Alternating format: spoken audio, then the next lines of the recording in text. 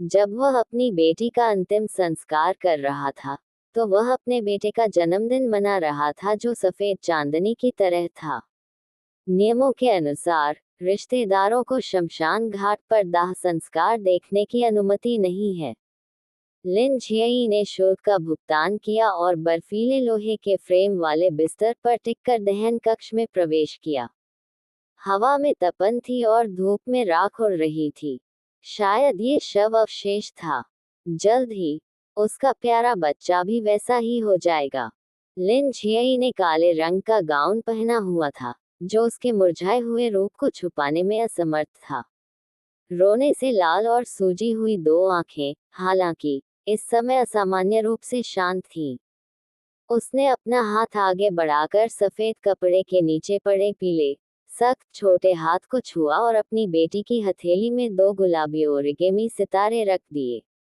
Shin Shin, माँ का इंतजार करो।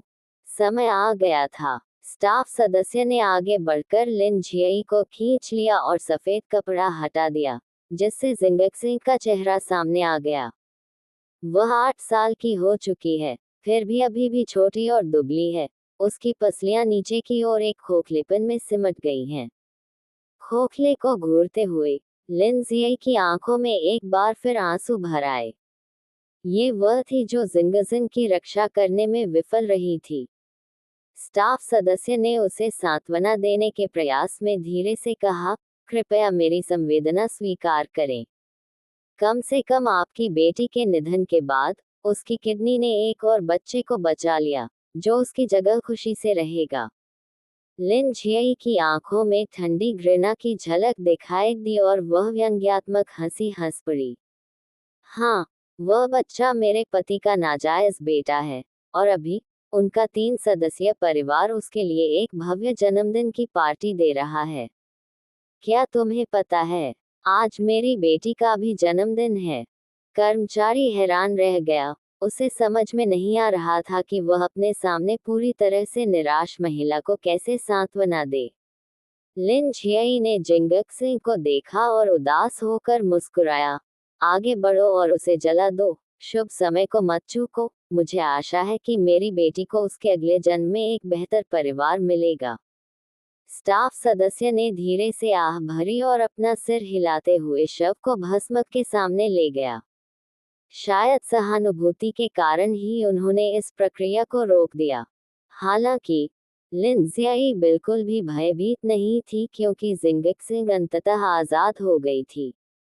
अब उसे अपने पिता द्वारा प्रतिदिन तिरस्कृत नहीं किया जाएगा। मम्मी, पापा मुझे पसंद क्यों नहीं करते? मम्मी, पापा को आंटी सॉन का बेटा क्यों पसंद है? मम्मी, क्या पापा मेरी वजह से आपसे नाखुश हैं? मुझे माफ कर दो, मम्मी। कितनी अच्छी बेटी है उसकी। और सोचिए, गोंगचेन ने उसे मार डाला। उन्होंने अपनी बेटी को उसके जन्मदिन की पूर्व संध्या पर सबसे बड़े मनोरंजन पार्क में ले जाने का वादा किया था, जिससे उसके अपने पिता के साथ अकेले समय बिताने की लंबे समय की इच्छा पूरी हो गई। लेकिन उन्होंने पलटकर अपनी बेटी को अपने बेटे के लिए किडनी दान करने के लिए सर्जरी कक्ष में धकेल दिया। फिर उसने उसे अस्पताल के बिस्तर पर अकेले संक्रमित होकर मरने के लिए छोड़ दिया। और लिन झियई माँ को सबसे अंत में पता चला। वह अपनी बेटी की कठोर लाश को देखने के लिए वार्ड में भागते हुए जाने को कभी नहीं भूल सकती। और बच्ची की खून से सनी घड़ी अभी भी बिस्तर के पास हास्यास्पद ढंग से उसके पिता का नंबर डायल कर रही है। कॉल कनेक्ट होने के बाद दूसरी तरफ से केवल एक ही वाक्य आया, अपनी माँ की तरह पागल मत हो जाओ। Beep beep beep. व्यस्त स्वर को सुनकर लिन झियई अपनी बेटी से लिपट गई और अपनी प्यारी बच्ची को डराने के डर से आंसू रोकने की कोशिश करने लगी। वास्तव में, जिस समय सोंग वानकियो अपने बच्चे के साथ देश लौटी थी और लिन झियई पर उन माँ और बेटे को सताने का आरोप लगाया था, उसी समय से गोंगचेन ने उसे पागल औरत की प्रसिद्ध भूमिका निभाने के लिए मजबूर कर दिया था। खासकर जब गोंगचेन ने उन्हें माँ और बच्चे को देखा। सोंग वानकियू विदेश में किडनी की समस्या से पीड़ित समय से पहले बच्चे को जन्म देने के बारे में रो रही थी। जिस तरह से उसने उनकी ओर देखा, इतना परिष्कृत आदमी, फिर भी इतना अविश्वसनीय रूप से कठोर। उसके स्पष्टीकरण की उपेक्षा करते हुए उसने फिर भी शाप दिया, लिन झी, तुमने वानकियू और मेरे बेटे को नुकसान पहुंचाया है। मैं तुम्हें इसका दोगुना भुगतान करूंगा। गोंगचेन ने वैसा ही किया जैसा उसने वादा किया था, और अब सब कुछ खत्म हो जाना चाहिए था। जब लिन झी को होश आया तो उसने अपने हाथ में एक गुलाबी अंतिम संस्कार कलश पकड़ रखा था। जिंगक्सिंग को गुलाबी रंग पसंद था।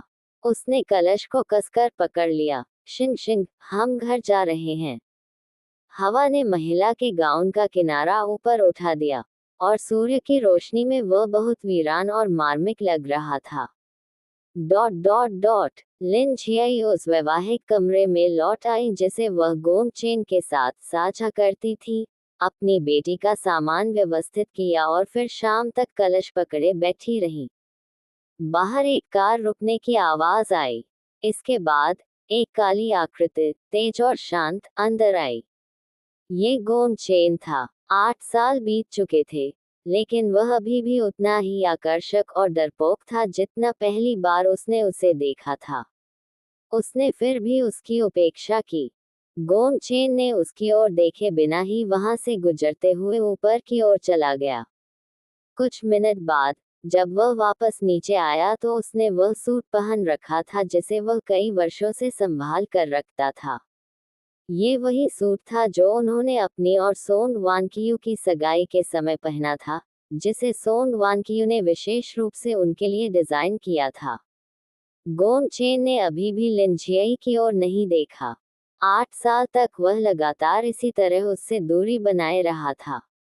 जब वह उसे पीड़ा देने के बारे में सोचता तो उसे बिस्तर पर दबा लेता और गुस्सा निकालने के बाद बिना सिर घुमाए चला जाता। जहां तक बच्चे का सवाल है, यहाँ तक कि उसने जिंगशिंग को उसे पापा कहने से भी मना कर दिया। शायद लिन झियाई आज बहुत शांत था। गोंगचेन के कदम रुक गए, लेकिन वह पीछे नहीं मुड़ा। मैं आज रात वापस नहीं आऊंगा। जिंगशिंग से कहो कि वह मुझे बिना किसी कारण के फोन न करे।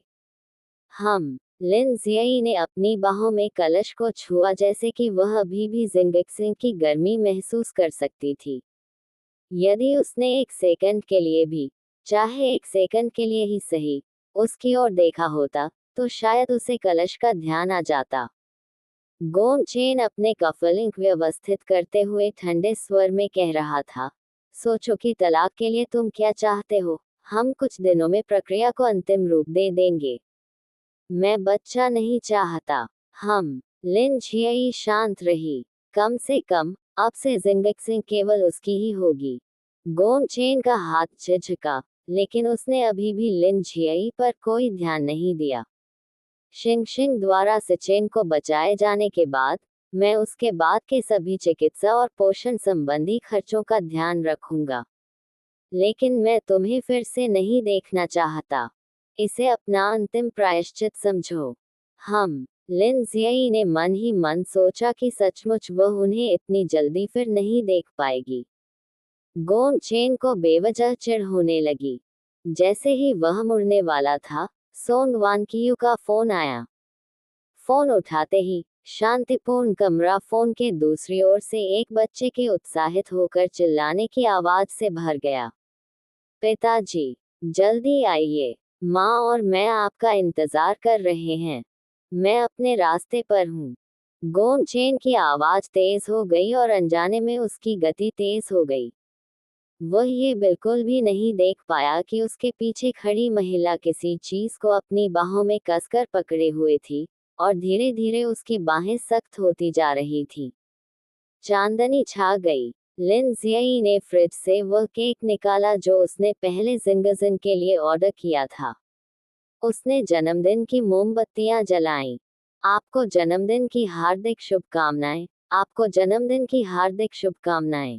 वह गाती रही और उसके चारों ओर पेट्रोल फैल गया।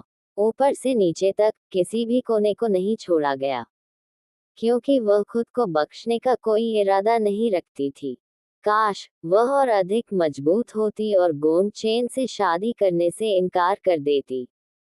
इनमें से कुछ भी नहीं हुआ होता। जब सब कुछ तैयार हो गया, तो वह कलश लेकर खाने की मेज पर वापस बैठ गई। शिंग शिंग, जन्मदिन मुबारक हो, मम्मी का इंतजार करो। लिन झियाई ने जन्मदिन की मोमबत्ती पर्दे की ओर फेंक दी। एक भोज। गोंग चेन ने सोंग वानकियो और उसके बेटे के साथ हाई प्रोफाइल प्रवेश किया। गिलासों की खनक के बीच सभी ने तीनों की खुशी की प्रशंसा की, और बहुत से लोग लिन झियाई की निंदा भी कर रहे थे।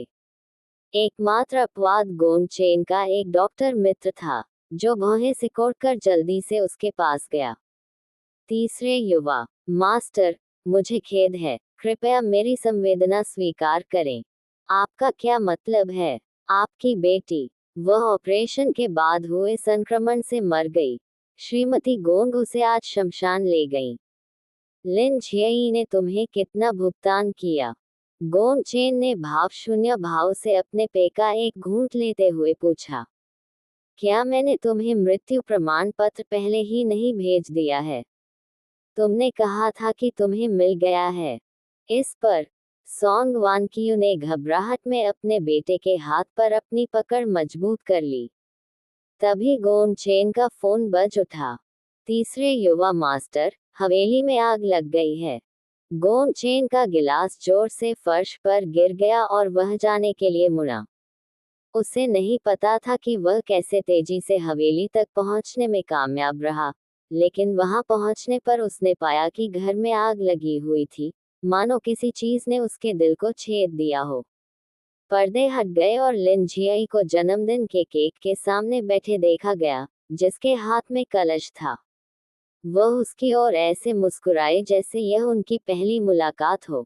अलविदा, मैं तुमसे नफरत करता हूँ। काश हम फिर से शुरुआत कर पाते।